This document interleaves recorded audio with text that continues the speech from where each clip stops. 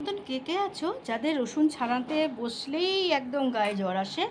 তো আমি তাদেরকে একটাই বলতে পারি যে আমরা যারা চটপট করে রসুন ছাড়াতে চাই তাদের উচিত হবে যে এই রসুনকে অন্তত আধ ঘন্টা জলের মধ্যে ভিজিয়ে রাখো। আধ ঘন্টা সময় না পেলে 10-15-20 মিনিট হলেও ভিজিয়ে রেখে দাও।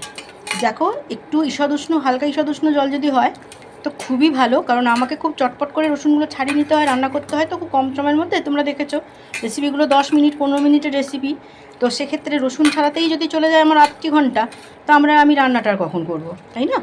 তো ওই জন্য এই দেখো এইভাবে জলে, এটাও আমি এই 20-25 মিনিট জলে ভিজিয়ে রেখে দিয়েছিলাম।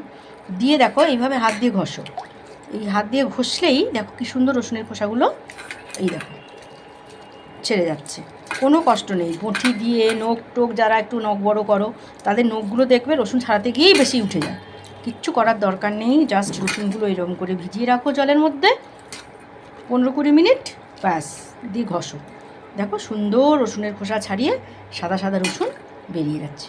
এই টিপসটা, আমার এই সাজেশানটা যদি তোমাদের ভালো লাগে, তোমাদের কাজে আসে, তাহলে আমি খুব খুশি হব।